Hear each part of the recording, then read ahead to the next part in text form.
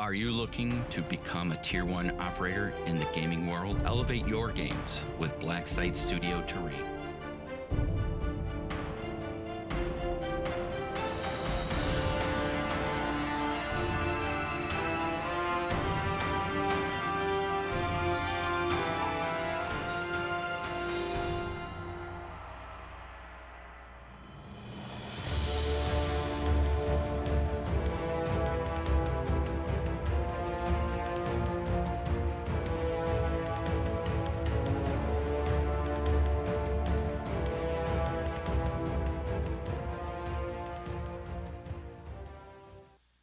Okay, so here we are at turn 2, and turn 2 things are going a little bit better for me. I'm still okay. We'll start down there in the southwest.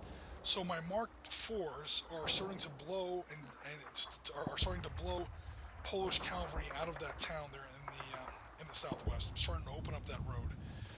I'm bringing up some flak half tracks there to support, and again, my Mark Ones and my Mark II and my Mark IVs are going to be sort of playing leapfrog, fire and maneuver leapfrog the rest of the game up that road. So as one side fires, the other side moves, and vice versa. Panzer Leader is a game where you can very rarely fire and move in the same turn. So you give orders to your platoon, when you activate that platoon in Panzer Leader, you are either putting down some gunfire or you're maneuvering with that platoon. You're probably not doing both. There are some exceptions, but they're pretty few and far between. And what this forces you to do is do exactly what's happening along that southwest road, is again fire and maneuver. You have to get a bunch of units together with the right weapons classes, at the right ranges, under the right cover, and you attack with one and then you maneuver with the other, and you attack with the other and you maneuver with the one, and so on and so forth. Moving farther to the east, we see where some of my infantry has intentionally, as opposed to unintentionally, intentionally bailed out of their German trucks, and there's now a bit of a firefight there going in the wooded elevation on the southern end of that Wysoka Hill, or Vysoka Hill, if I'm saying that right. So we've got that cavalry platoon pinned down. We'll soon have it destroyed. But again, every turn, every activation that I'm spending on this hillside in these woods in a shootout against Polish cavalry, you guys can look at that map, and even if you're not familiar with Panzer Leader, you can pretty much tell how doomed those cavalry guys are. But for every turn that I'm messing around with those cavalry platoons, I'm not moving forward towards the objective axis. I'm not even within 1, 2, 3, 4, 5, 6, 7, 8, 9, 10, 11. I'm not even within 3 kilometers of an objective hex right now. Again, every hex is between 200 and 250 meters. Every hex could easily fit a 6-foot, if not an 8-foot, Flames of War table on there. Just to give you guys an idea of the distances involved here. And I bring that up because I want to describe and I want to properly sort of illustrate that Yavasa, or that Piotr, is not just throwing away his cavalry here. He is sacrificing them, but he's sacrificing them for a reason. He's keeping the Germans at an armed distance for as long as he can. Where he's not having so much luck is in the southeast against my recon guys. So my recon guys, German recon platoons, usually had a mortar section. They almost always had an infantry gun section. They had engineers, a bunch of armored cars, and I've sort of reinforced that little wing over there with one company of light tanks, my Panzerkampfwagen Mark IIs. And the reason for that is those are my fastest tanks. My Mark IIs have a movement rate in this game of 10 instead of 8 like the rest of the German tanks, and that's going to come into play later. What we've done here, like I said, is we've gone up that southeast road. We've pivoted around behind that town. That's Rabka. I'm probably not saying that right. Over there in the southeast, I've pretty much already got it cut off. Those border guard guys are pretty much already cut off in those town hexes in the extreme southeast corner of the table there. My motorcycle recon guys have moved up immediately next to the first Polish units in that town. Notice there's a little bit of a smoke column there. They're kind of kicked over on one side. There's an explosion marker there. They have taken pretty serious gunfire from those Polish reservists. In fact, they've already lost a unit over there. Those little smoke columns show where units have been destroyed. The reason for that, again, was as Panzer Leader, you're usually playing at least a colonel, if not a brigadier general, sometimes even a major general. You got to make decisions where, units just pretty much get sacrificed. But the key is to sacrifice them for the right reasons. So in Panzer Leader, you're not allowed to shoot at an enemy unit that's in woods or town hex until you have them quote-unquote spotted. And how you get a unit spotted is that unit that is undercover either fires at you or you have a friendly unit immediately adjacent to them. So I shoved those motorcycle recon guys right next to those Polish reservists, and they now have a choice. No, either way they're spotted. They're in an impossible dilemma. They either don't fire, and I have them spotted because I have a unit right next to them, or they do fire and kill that unit, but now they fired, and either way they're spotted. What makes that worthwhile, and the key to making that tactic worth the price that I do inevitably pay for it, is again I have those infantry guns set up to the west of the town. That's that 3H12 that you see. There's at least 1, 2, 3, 4. There's 4 platoons, so there's at least 20 vehicles of armored cars with 2 centimeter anti-tank, or I should say 2 centimeter automatic cannon, in woods and right with their pretty much staring right at that hex. So as soon as those Polish reservists fire, I've got them dead bang. And they're also being outflanked on 2 sides by 2 platoons each of, again, more German tanks, Mark II specifically. So I am going to get a little bit of a bloody nose when I lose those motorcycle reconnaissance forces, but those motorcycle reconnaissance forces, or that little motorcycle reconnaissance section, did its job. It found the enemy. And it found the enemy on a key hex. That hex where that very first 1-2 Polish reservist unit is an objective hex. So I'm forcing you to reveal those forces in an objective hex. I've got fire coming down on that hex now from 3 sides, now that I have them spotted. Yes, those motorcycle guys are out of gas, but that's going to pretty much unlock that objective hex for me. Okay, so now that I went through that gigantic discussion here on that southeast corner of the table, here it is blown up in more detail. Again, you'll see that 75 millimeter infantry gun, the 3H12, over there to the left. 1, 2, 3 2 centimeter armed platoons of armored cars to the north. You got that KFC-13. Those are 2 machine guns in that armored car. We've got more armored cars immediately to the northeast, a platoon of Mark IIs, 2 more platoons of Mark IIs to the southwest. That little Polish detachment here, it's like an understrength company, 2 platoons of rifles, some anti-aircraft guns, and a mortar section, with wagons pulling them around. They're really in a lot of trouble. They're pretty much lost. It's going to be how long it takes for me to clean out that objective hex. And hex, that's going to be hex number 0427.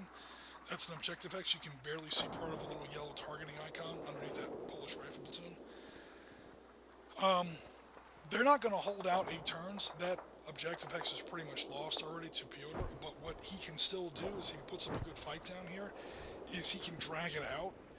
And the longer this fight goes on before I can take and secure, not just take, but secure, in other words, take it to a point where he can't take it back, to where I can secure that objective hex, however long that takes, that is less time than these fast units, those armored cars and those Panzerkampfwagen 2s, can bolt north and start taking other objective hexes. So again, Panzer Leader is the kind of game where even if a battle is lost, you need to still keep fighting it. Because, or I should say, as soon as a section of a battle is lost, you do need to look at the big picture and keep fighting it, because as it drags down an attacking force, it will yield benefits for you as the defending player later on in the game.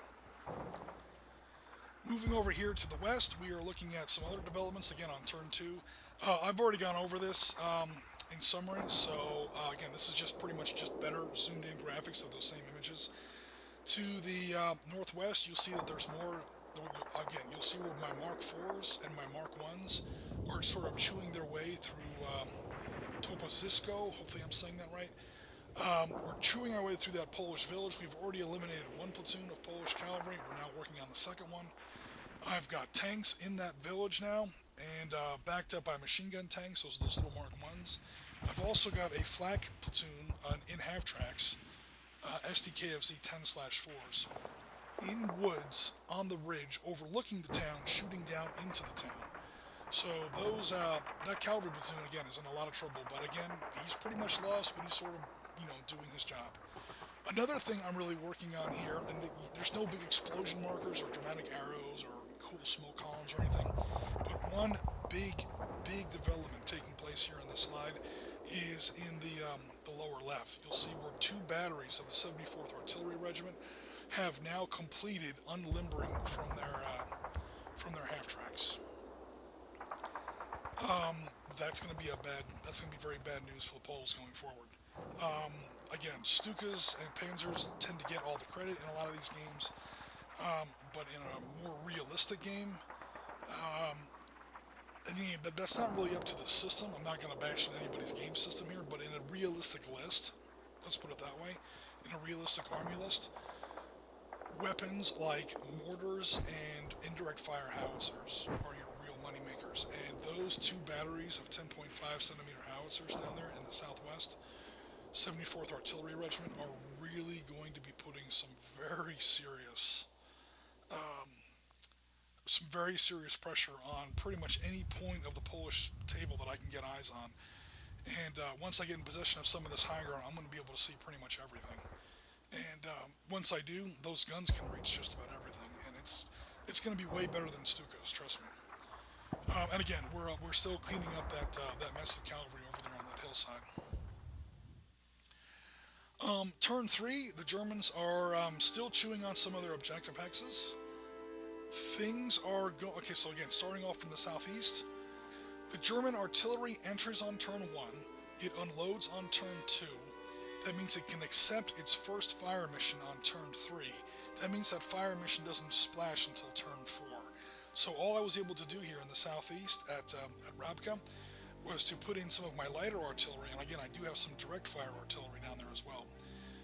And we have managed to knock out that one platoon of National Guard Polish rifles in that objective hex, and then I was able to move in with my armored cars and my tanks. So right now, this is the first objective hex, again, down there in that lower right part of the screen there. I have been able to take the first objective hex of the game. 1 down, 7 to go. Although, again, I really only have to take 4, so really it's 1 down, 3 to go.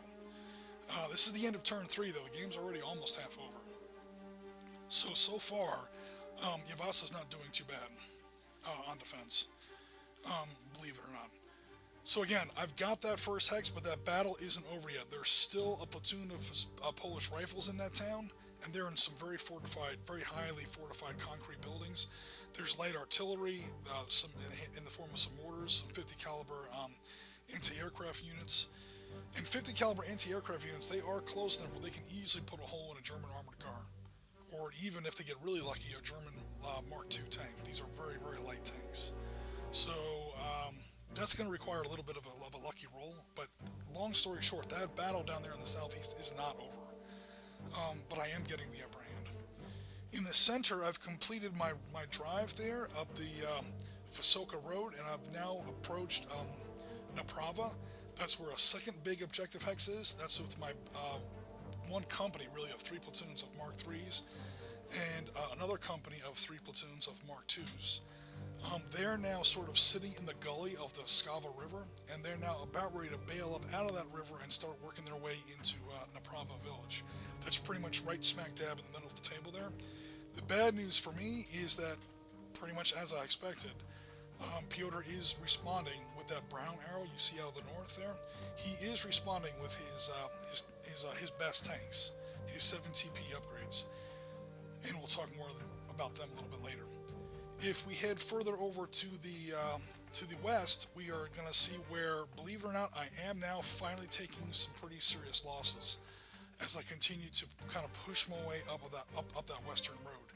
I'm now close enough to some of the light Polish artillery and anti-aircraft units where he is actually costing me some destroyed units, and we'll get into that in just a second. So zooming in on some of this stuff. Okay, again, this is a zoom in of that western road. So as I was moving up this western road here, those WZ-30s, those are 50 caliber anti-aircraft guns. They did see my little barely armored half-tracks with anti-aircraft guns, 2 centimeter anti-aircraft guns. He's in woods, I was in woods. He's able to shoot, as that white arrow sort of indicates there, shooting straight south. He was able to shoot straight over that town hex because I am behind the town hex, but I'm also elevated on a ridge. So he's shooting out of those woods on the valley floor, over top of the village on me. I'm on high ground, I'm on the ridge behind and above the town. Just as I was able to shoot over the town before, he's now able to shoot back at me over the town. And with some good die rolling, he was able to destroy that platoon. So there are actually German wreck counters on the table.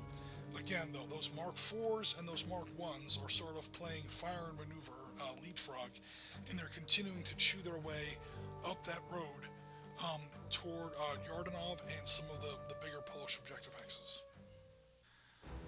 So here we are on turn 4. Again, the game is now officially halfway over, and I'm still, let me see here, make sure I'm about to not say anything wrong here. Yeah, I still only hold one objective hex. That is Rabka there in the extreme southeast. So now we're at, again, the halfway point of the turn, and I've taken exactly 1/4 of my objective requirements. At this moment, the Polish are I know it may not look like it, but right now the Polish are definitely winning this game, points-wise. Okay, so again, I'm still chewing my way up that road there to the west. I'm sort of kind of giving up a little bit on that. And what I'm doing instead on that western road is I've sidestepped to the east a little bit. I've now jumped on the reverse slope of that Wysoka Ridge. And I'm now getting ready to assault that objective hex there. I think it's 2420.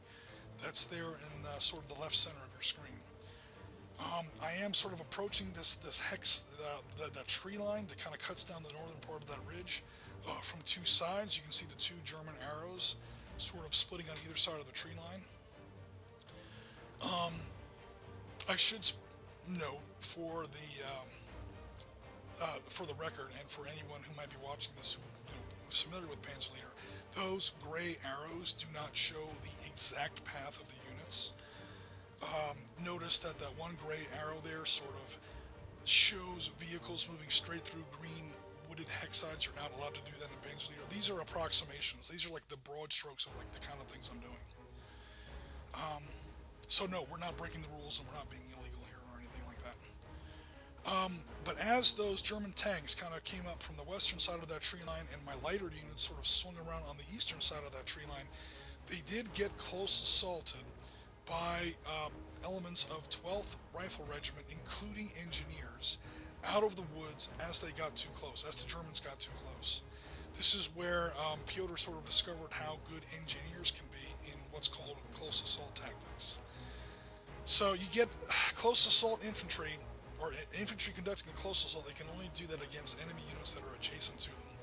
They get pretty big bonuses because, again, it's, Molotov cocktails in the engine decks. You're sticking anti-tank mines in the tracks of enemy tanks. You're shooting pistols into vision ports. You're doing the whole, infantry attacking tanks kind of thing. It's especially useful when you have engineers mixed in with that stack. So engineers are those units that have that little E in the center of their unit symbol. Engineers in a Cat-Attack give you a big bonus because of all of their special equipment. So again, I'm drawing close to a second objective hex there in 2420, but I've literally just arrived. I haven't even really had time to attack the hex yet, but he's had time to attack me as I draw close to his tree line, and he is really giving me a bit of a bloody nose there in the western center part of your screen there. Moving straight into the dead center of the screen here, back at Naprava. Again, my two tank platoons, I should say my two tank companies, those tank companies are faced with enemy infantry in a town, and they have no infantry support. My German tanks have no infantry support. You don't ever do this. Okay, and it's going to show the next couple of turns where I have a bit of a rough ride here at Naprava. Now, I'm not even bothering to attack into that town. I did fire and I blew up something in there. There's something armored in there burning. You'll see that Polish wreck counter. That's a little Polish colored counter that's like a burning tank on it with a smoke column coming out of it. I think that was a platoon of 7TP light tanks with the old twin Vickers machine gun turrets. So there is something burning in there that I was able to take out, but that infantry platoon from 12th Rifle, there's no way in hell I'm going to dig them out there with tanks. Even though I have them outnumbered 6 to 1. That is definitely the wrong tool for the wrong job. You never, ever, ever send tanks into a town without infantry support. You just don't. That's not my plan. My plan is to call in artillery missions on that town. Now that I'm adjacent to that infantry platoon, I have him spotted. Those 2 batteries of 10.5 centimeter guns way down there in the southwest can easily reach Naprava, and they are shelling the bejesus out of that town hex. So far, the dice just really aren't in my favor, and I haven't dug that infantry platoon out of there yet, but I don't expect him to last very long at all. I certainly hope not, because again, his 3 platoons of superior 7TP upgrades. So the Poles had a lot of these, they called them 7TPs. They were like some sort of Vickers tank that they bought from the British before the war, and they were pretty atrocious. They were slow, they were incredibly weakly armored, they riveted together, or if not bolted together. They were just the worst. They are on this map, those are those 2 I-2s that you see there in the north, right underneath the symbol there for 10th Motorized Cavalry Brigade. They're like some of the worst tanks you'll ever see. They're even technically worse than a Mark 1, because they have the same combat values as a Mark 1, except the Mark 1 has welded armor mostly. He has a defense of 4, and he at least moves at 8. Those 7TPs have a defense of 2, and they only move at 6. So those are easily the worst tanks on the table. They might even be a little bit worse than some of those tankettes that the Polish have. However, what the Poles did with some of those Vickers tanks was they took off those 2 absurd little machine gun turrets and replaced them with one much larger, more modern turret that had, I think, a 37mm gun in it. And that's the ones you see there with the 5A2.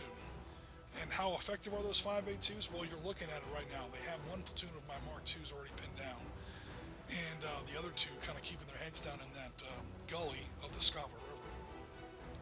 So as I'm trying to call in artillery on that central Naprava objective hex, he has me pinned down from the northeast, or some of my units pinned down from the northeast. Things are, again, still kind of simmering over there in the extreme southeast, down there at Rabka. That battle's not entirely, it's pretty much decided. I'm not too worried about losing that objective hex now against what he has left in that town, but I'm still trying to mop up down there. What I have done, however, is I have detached most of the tanks and all of the armored cars, at least all the armored cars I have left, north. Those are those 2 gray arrows extending north over there on the east side of your screen. They're now approaching north. They're now advancing north pretty quickly. Those armored cars and Mark IIs are nothing if not fast. They are the classic light German armored reconnaissance force. They are blitzing north pretty much as fast as they can. They are dealing with a little bit of elevated terrain that is slowing them down a little. Also, I don't want to get too close to those KOP National Defense Battalion units there on that northern ridge, because if he concentrates too closely against me, or too quickly against me, he can launch a pretty nasty close assault and kill some more of my tanks. He also has a 75mm battery of field guns in there. That's that 7H24 that you see on the very tip of that ridge. That's actually on the objective hex. You can barely see the target icon underneath those Polish units. There's a little bit of that's going to be a little bit of a tough nut to crack. But again, I have artillery for that. However, that artillery has to be finished with Naprava first, and I have to get close enough to where I can get those units spotted over there on that eastern ridge and northeastern ridge, and then I have to call in my artillery a turn in advance. That means I'm going to get kicked in the teeth at least 2 turns trying to call in an artillery mission in on that objective hex, and I am starting to run out of time. Again, so this is a little bit of a zoom in of what we were just looking at a second ago. You'll see the north side of Vysoka Ridge. I've got my Mark IVs sort of swinging around on the west side. Some of my lighter armor and my half-tracks sort of swinging over on the east side. And we're trying to get Hex 2420, that's an objective hex, in a little bit of a pincer. Again, the Poles are pretty well dug in there. There is decent rifle platoons in there, backed up by engineers. The contours of the hill do favor me. He's not able to provide me direct artillery support from his field guns there in the extreme upper left of your screen. There's quite a bit of artillery in there.